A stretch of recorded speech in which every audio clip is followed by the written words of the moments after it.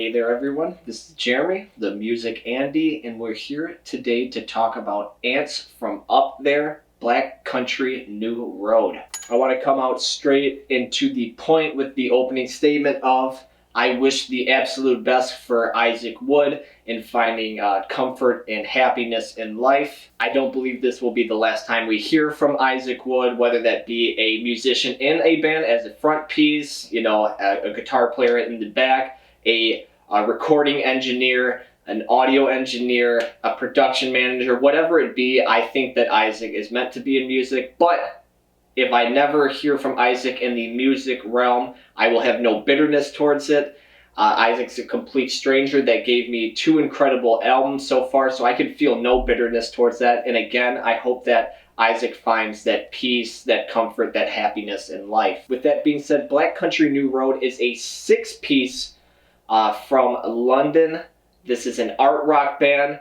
Their first album, their debut album, I'm familiar with. It came out last year. It is post-punk. It was experimental. I had it, I believe, as my 12th best album of the year last year. I really like the sounds, tones, ideas, and executions from the band on this one. It was very fresh. It was a very nice listen. The band has a very unique sound, despite having a lot of their influences on their sleeve. With regards to this current album that we're going to be hearing, the band talks about this album on their Bandcamp a little bit. They say that this is kind of a natural progression from the last album, and from the songs that I've heard, the singles that they released, they went a lot more with the post-rock, the chamber pop, slowcore approach that was kind of festering in some of their songs, but now they're just full out doing it. Again, like I said, I'm a fan of the last album and all the parts that it had moving in it, so I'm very excited to do a review on this album, and I already see that people are calling this album of the year, like album of the generation,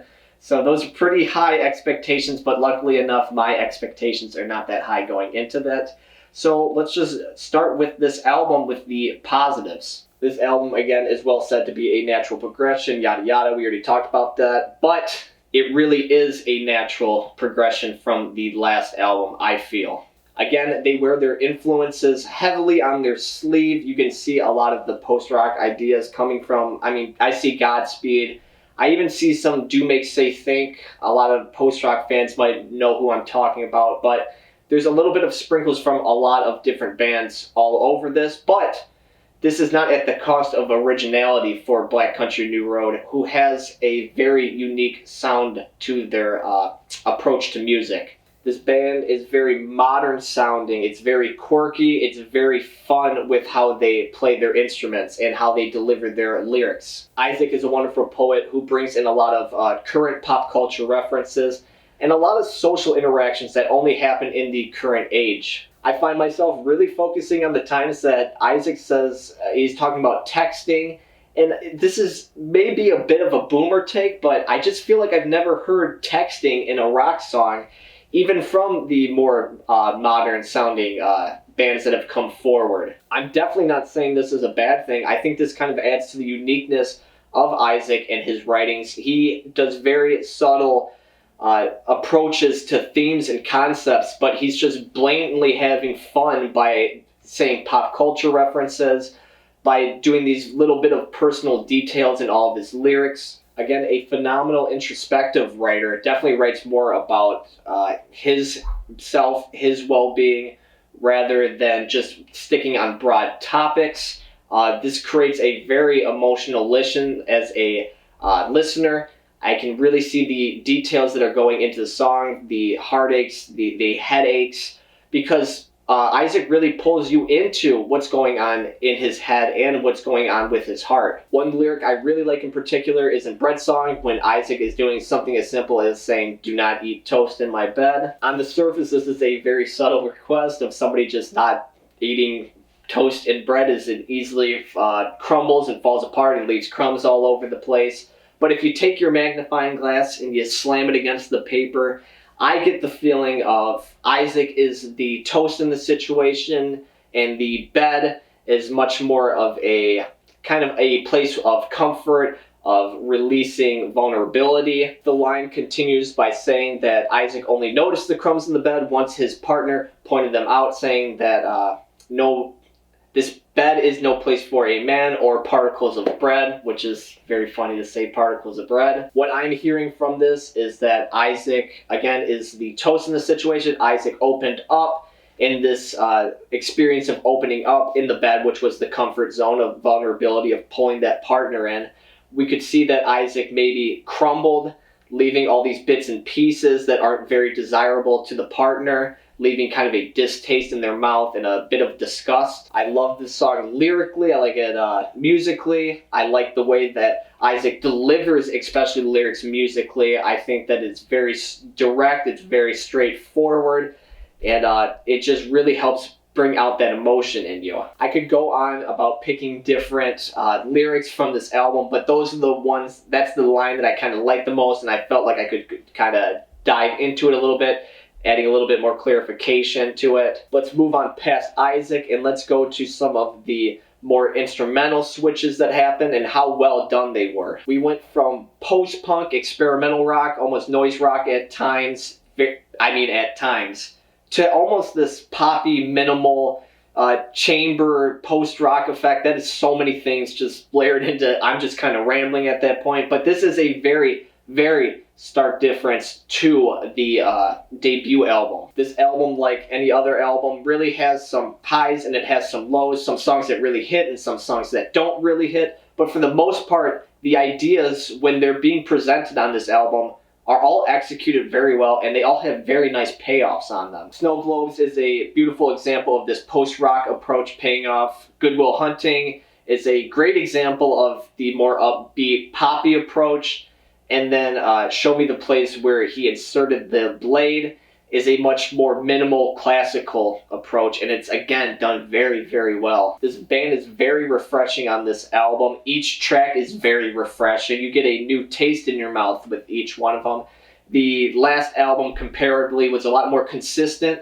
The idea kind of kept going, it kept building. This one's a little bit more scattered all over the place, and again, it's much more of a fun, fresh listen. Lastly, the final thing that I want to mention as a positive of this album is the middle section of this. Track 3 through 8 is absolutely fantastic. I think that this is some of the best peaks that the band has ever showed us.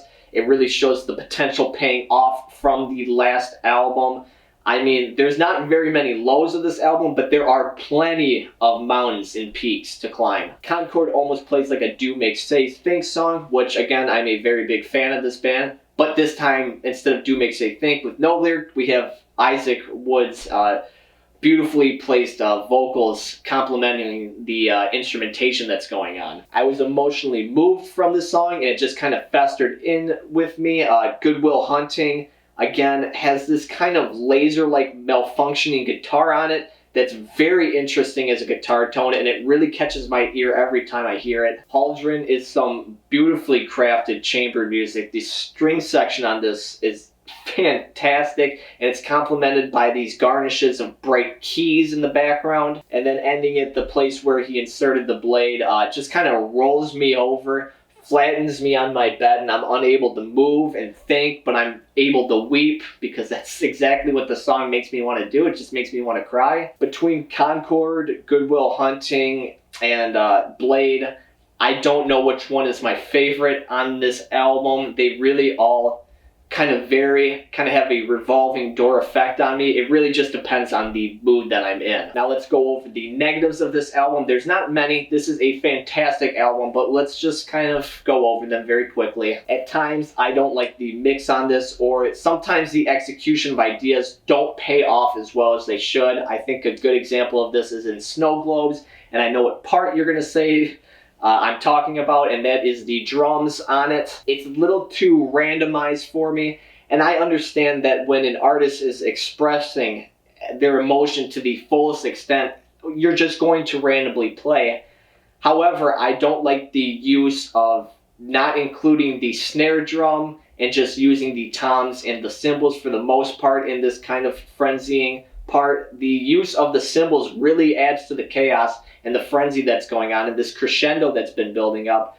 but the toms kind of softened this blow a little bit and kind of put the boil to a simmer at times. It's just a very minimal thing that I would touch out. Also, Chaos Space Marine, which is like a fan favorite, and I'm completely on the other side. I understand that. I'm sorry if you love this song. It's just not my favorite song. It's a very fun song. But it's just a little too quirky. It's a little too sporadic.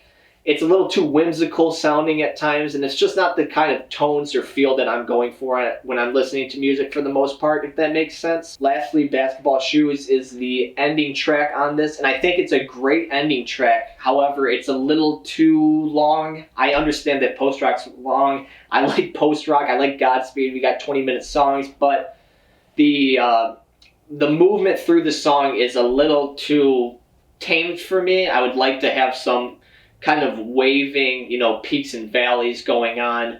But the ending of this track and the ending of this entire album is an absolute phenomenal piece, and it is a well-received ending to this album. So going over it all, is this the album of the generation? I don't think so. Is this album of the year? I don't think so. Is this album better than the last album? I think so. I love the genres of the previous album a lot more on paper, but the execution on this album is fantastic. I gotta go 8.4 Billie Eilish styles out of 10 on this one. What did you think of this album? What albums would you like me to review in the future? Please leave a comment below and let me know. Subscribe if you like the content, and I hope that you have a wonderful day.